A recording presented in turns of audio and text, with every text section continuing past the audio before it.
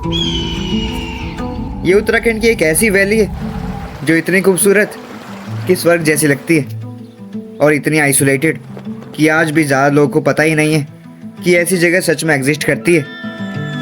अभी हमारा ये प्रोग्राम भी ऐसे चेंज होते होते हम यहाँ दारमा वैली में पहुँच गए। यहाँ है कई सारे आइसोलेटेड गांव जहाँ इतनी ठंड होने की वजह से सब लोग नीचे वाले शहरों की तरफ माइग्रेट कर चुके हैं। बट अभी यहाँ सब जगह तारे लगे हैं, सब माइग्रेट कर गए। और यहीं से दिखता है इस वैली का सबसे खास ये मैजिकल स्नोई माउंटेन्स, जिसे पंचाचोली पीक्स कहते हैं। Here is it, the Panchachuli peaks. 5 peaks हैं, 4 दिख रहे हैं आपको, 5वीं इस साइड है। और इस खूबसूरत जगह का नाम है धारमा वैली।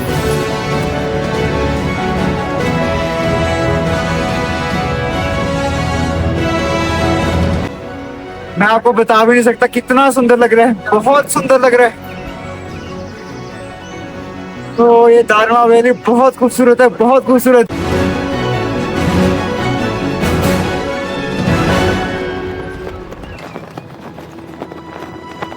लेकिन इस वर्ग जैसी जगह तक पहुंचना इतना भी आसान नहीं है। ये कहानी शुरू होती है उत्तराखंड के एक छोटे से बॉर्डर टाउन से, धारचूला। हमारा भारत है, अभी मैं नेपाल में खड़ा हूँ और बीच में से काली नदी, बस एक नदी का फर्क है, दैट्स इट। ये बसा हुआ है इंडिया नेपाल बॉर्डर पर। इंडिया की तरफ तो इसका नाम है धारचूला, और बस एक पुल पार करते ही नेपाल में यही धारचूला बन जाता है। और इन दोनों को अलग करती सिर्फ एक चीज़, ये बीच से बहती हुई काली नदी। काली नदी, उसके पार है इंडिया, भारत हमारा। अभी मैं नेपाल में खड़ा हूँ, ये नेपाल है। काफी कंजस्टेड सा है इधर ना, उधर अपना ठीक ठाक। और इसी शहर से शुरू होता है हमारा सफ़र, एक ऐसी वैली की तरफ जहाँ तक पहुँचने के लिए सिर्फ रास्ता ही नहीं, हौसला भी चाहिए। अभी पंचाचूली देखने में थोड़ा वेट करो, अब कहानी शुरू होती है सुबह सुबह धारचूला से।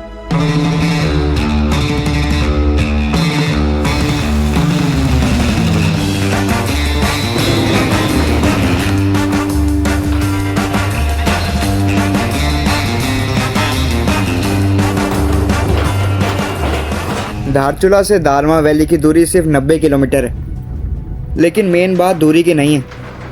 मेन बात तो ये है कि इस 90 किलोमीटर के सफ़र को 5 से 6 घंटे लगते हैं। मतलब यहाँ की रोड्स इतनी ख़राब हैं कि बिना किसी एक्सपीरियंस ड्राइवर के तो यहाँ जाना इम्पॉसिबल है। लेकिन शायद यही वजह कि ये वैली आज भी इतनी रॉ और अनटच्ड है। स्पेशली दारमा और ब्यास वैली, तो यहाँ सड़क काफ़ी ख़राब है। तो मैं आपको ये सजेस्ट करूँगा कि आप एक्सपीरियंस और जो यहाँ के ही लोकल जो टैक्सी ड्राइवर हैं, वो जो अनुभवी हैं, आप उनको ही अपने साथ लाएं, और जिससे आपकी यात्रा में सुगमता होने के काफ़ी प्रभावी रहेगा यह कारण। यहाँ पर रोड भी इतनी अच्छी नहीं है, मतलब काफ़ी स्लो जाना पड़ता है। बिल्कुल कच्ची सी रोड है, आप कहोगे कि फैमिली के साथ तो आ ही नहीं सकते। बिल्कुल ना के बराबर रोड है, आपको कोई लोकल बंदा ही ला सकता है क्योंकि उसको एक्सपीरियंस होगा।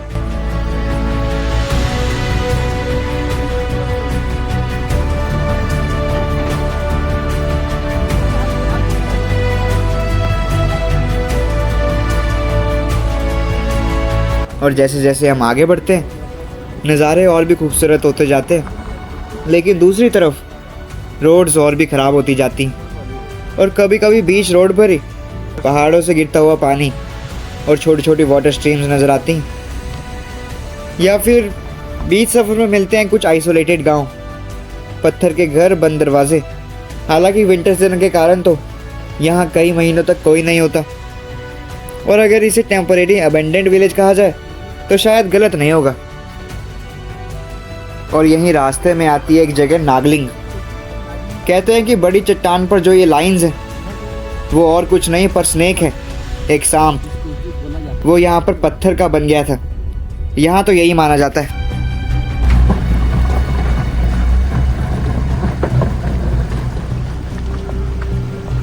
पंचाचूली की तो बहुत खूबसूरती भी सर है। पंचाचूली की खूबसूरती में न जाने कितने कुमाऊनी और नेपाली गीत बने हुए। अच्छा, हाँ।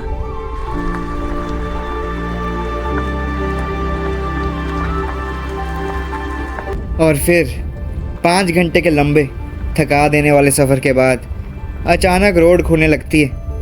पहाड़ थोड़े दूर होते हैं और सामने आती है एक पूरी खुली हुई वैली। नज़ारे पूरे टॉप नॉच।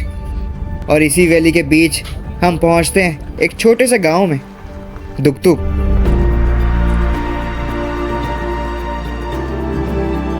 बट अभी इस दुखती गांव में अभी तक कोई भी नहीं है, कोई भी नहीं, सिर्फ 1 या 2 लोग हैं। अब ये गांव पूरी तरह से खाली पड़ा है। विंटर के कारण यहाँ ज़िंदगी कुछ महीनों के लिए रुक जाती है। और इसका रीज़न, इधर इतनी ठंड है कि लोग नीचे माइग्रेट कर गए हैं। अगले हफ्ते इधर बर्फ़ पड़ने वाली है, सब जगह बता दिया है। मुंशियारी एंड ऑल सब जगह बर्फ़ पड़ने वाली है, तो नीचे माइग्रेट हो चुके हैं धारचूला की तरफ, जो भी इनका जहाँ रहते होंगे। वैसे तो दारमा वैली में कई सारे विलेजेस हैं, पर जो आज हम देखने वाले हैं वो है दुकतू और उसके दूसरी साइड है दांतू। यहाँ से दिखती है पंचाचूली पीक, हालांकि दुकतू से नहीं, दांतू से ज़्यादा अच्छी तरह दिखती है। हम उधर भी जाएंगे, पूरी पंचाचूली पीक दिखेगी। बाकी का आगे बताता हूँ। एक छोटा सा गांव है, दुकतू और दांतू। दुकतू इस तरफ है, दांतू उस साइड है। ये दुकतू है, उस तरफ दांतू है। अब इधर से पंचाचूली पीक्स का नज़ारा दिखेगा। थोड़ा दांतू तक जाना पड़ेगा, उधर से सारी पंचाचूली पीक्स दिखेंगी। चलते हैं अभी।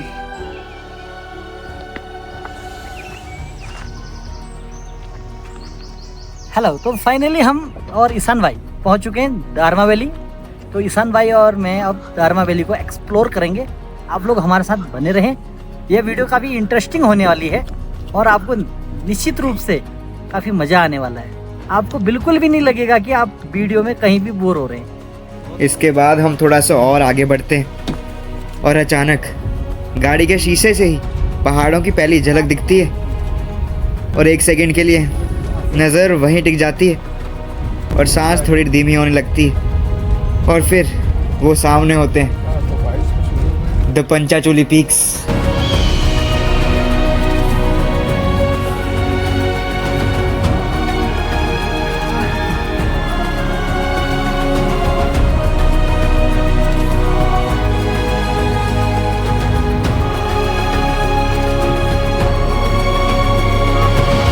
मैं आपको बता नहीं सकता कितना खूबसूरत लग रहा है, कितना खूबसूरत लग रहा है। आज तक जितने भी मैंने पहाड़ देखे हैं, बस लगा लो कश्मीर हो गया, हिमाचल हो गया, सबसे सुंदर यही है, यही है भाई। इससे ऊपर क्या खूबसूरती होगी। ये पंचाचूली पीक्स दारमा वैली की पहचान है। ये उसका गौरव है, ये उसका क्राउन है। और जब आप इन्हें पहली बार देखते हो ना, तो एक ही ख्याल आता है, ये सच है, ये सपना। 5 पीक्स हैं, फर्स्ट वन और ये 4। वो वाला दिखता नहीं है ना इतना, तो मैं आपको बता रहा हूँ क्या ब्यूटी है, क्या ब्यूटी है। मज़ा आ गया। और ये पहाड़ सिर्फ खूबसूरत ही नहीं, ये पूजनीय है। इन्हें सिर्फ पंचाचूली पीक्स नहीं कहा जाता, इनके साथ जुड़ी हुई है एक पुरानी कहानी, महाभारत से जुड़ी हुई कहानी। और पंचाचूली नाम भी माना जाता है कि पांडवों के 5 चूल्हों से आया है, जहां उन्होंने अपना आखिरी भोजन बनाया था। तो कहानी बहुत पुरानी है। वही है जब पांचों पांडव स्वर्ग की तरफ जा रहे थे, उन्होंने आखिरी बार जहाँ खाना बनाया था, आखिरी बार, वो यही पंचाचूली पीक्स थी। और दारमा वैली पुराने ज़माने में इंडो तिब्बत ट्रेड रूट का भी हिस्सा थी। यहाँ के लोग जो कि रंग कम्युनिटी से बिलोंग करते हैं, तिब्बत तक व्यापार करने जाते थे। 1962 के बाद बॉर्डर बंद होने पर यह ट्रेड रुक गया, इसलिए वैली कल्चरली भी अलग और रिच है। यहाँ पर ना आप पंचाचूली पीक्स के बहुत पास जा सकते हो, बिल्कुल पास। जैसे वो पीक्स है ना, बिल्कुल नीचे जा सकते हो। उसका ट्रैक होता है इधर से, यही गांव से, ठीक है। वो तो 6 किलोमीटर का 6 किलोमीटर ट्रैक होता है, बट अभी बंद कर दिया है क्योंकि पीछे 2-3 टूरिस्ट आए होंगे, उन्होंने आग लगा दी थी जंगल में। तो वो तो फिर गांव वालों ने कुछ करना ही था नेचर को बचाने के लिए, तो उन्होंने वो ट्रैक ही बंद कर दिया अभी के लिए। आप देख रहे हो जैसे ये बर्फ है, मतलब बर्फ नहीं पड़ी, जैसे ओस गिरती है ना, तो ओस पड़ी तो इधर ही जम जाता है।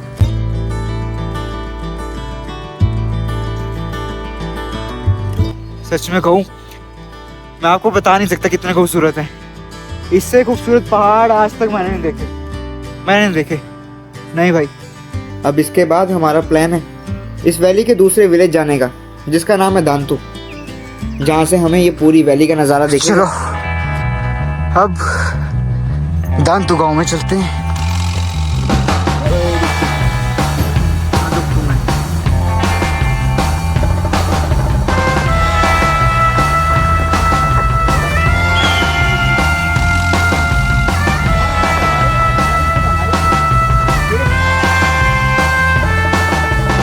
बहुत सुंदर है। इधर से तो पूरा दिखता है। पंचचूली पीक सारी दिखती हैं। दुखती से इतनी नहीं दिखती, इसलिए स्टे आपका इधर रहेगा, दुंता में।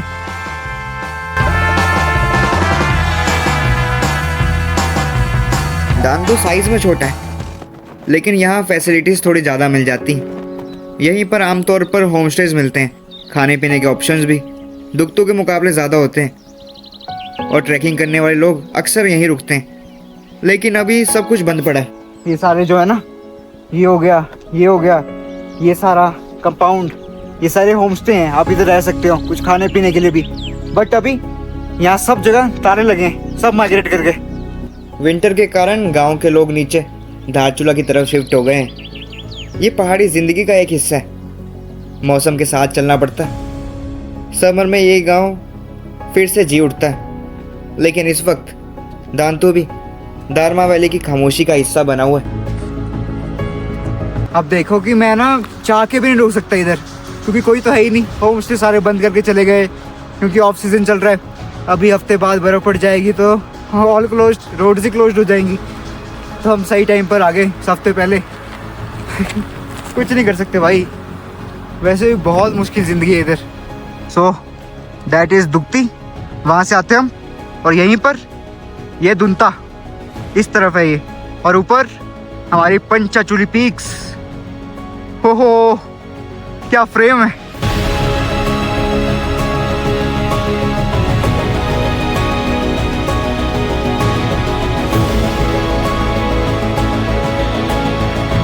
हमारे साथ ईशान भाई आए हुए थे मोहाली से, और काफ़ी नेचर के काफ़ी धनी, काफ़ी सरल स्वभाव के, और सरलता इनके व्यवहार में झलकता है। यह मेरे साथ इन्होंने दारमा वैली आए और पंचाचूली के दर्शन किए। ईशान भाई को कैसा लगा जो ये मेरे साथ घूमे, ये भी आपको जरूर बताएंगे। अरे बहुत बढ़िया। आप उसी के बेस पे आप आइए, जरूर आइए, आपका स्वागत है। आप यहाँ पहुँचकर जो आपको थकान लगेगी ना, पंचाचूली देखते ही वह थकान मैं पूरे भरोसे के साथ कहता हूँ मिटने वाली है। तो आइए, आपका स्वागत है। मेरे दिमाग में एक सवाल आया, आज जब यहाँ तक पहुँचना इतना ही मुश्किल है, तो सोचो पहले के लोग कैसे आते होंगे। और तभी मिलते हैं हमें एक ऐसे इंसान से जो इस जगह को देखने हज़ारों किलोमीटर दूर से आए हैं। मैं आपको मिलवाता हूँ प्रदीप सर से। हमारे साथ ना अभी प्रदीप सर हैं। ये ना कहाँ से आया है, मुंबई से आया है, इतनी दूर से दारमा वैली। ये ना मुझे मिला था कोसानी, तो कोसानी से हमारे प्लान मैच कर गए। ठीक है, तो कहते हैं कि चलो चलते हैं। Now he is turning 70 this year, और अभी ये सोलो ट्रेवल पे है, किसी के साथ भी नहीं है। सोलो ट्रैवल में तो बहुत फ्रीडम होती है, इसलिए मैं अकेला निकल पड़ा। देख लो, मैं 18, ये 70। देख लो क्या कॉम्बिनेशन चल रहा है, समझ रहे हो। आप भी सोलो निकलो, आपको पता लगेगा कि असली ट्रैवलिंग होती क्या है। वैसे तो मुझे घूमने फिरने की बहुत इच्छा पहले से हुआ करती थी। अभी तो मेरी उम्र 70 के पास है, 70 रनिंग है। तो मैंने सोचा पहाड़ों में घूमना है, तो घर वाले तो ना आ नहीं सकते मेरे साथ में इतनी दूर, तो इसलिए मैंने सोचा सोलो ही घूम लेते। सोलो ट्रैवलिंग में एक अलग फ्रीडम होता है, किसी के ऊपर डिपेंड रहने की जरूरत नहीं रहती, इसलिए वही सोलो निकल पड़ा।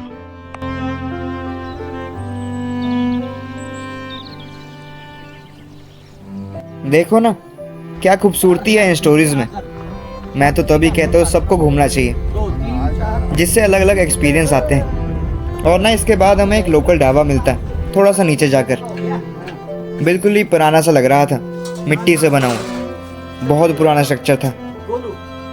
हमने इधर दाल चावल साथ में एक सब्जी खाई जो कि लौकी की थी, बहुत ही टेस्टी थी। बिल्कुल ही सादी, बिल्कुल नॉर्मल सी होती।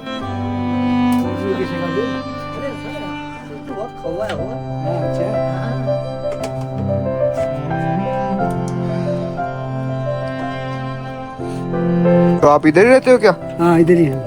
नहीं नहीं, जैसे ऊपर वाले जो नीचे चले जाते हैं ना। हम तो 12 महीने इधर रहते हैं। अच्छा 12 महीने इधर ही हो आप। अच्छा अच्छा। इधर पड़ती है इस एरिया में भी? बर्फ बहुत पड़ती है, साल नहीं पड़ा था। हम तो बर्फ भी पड़ा तभी इधर ही रहते हैं। अच्छा। सारा व्यवस्था हमारा, खाने पीने का व्यवस्था, स्टॉक सब रखते हैं। ओके। बस कोई दिक्कत नहीं। फिर गाड़ी अगर आगे तक गाड़ी आगे रख देते हैं अपना। हाँ हाँ यहाँ से हम जाना होता समझ गया। है चल देते हैं। ठीक है ठीक है। किसी भी उम्र में तुम बहुत सुंदर हो, समझ रहे हो ना? एक मिनट अब ठीक है ना? हैंडसम। सुंदर दिखने के लिए, सुंदर होने के लिए कोई उम्र की जरूरत नहीं। ये तो है।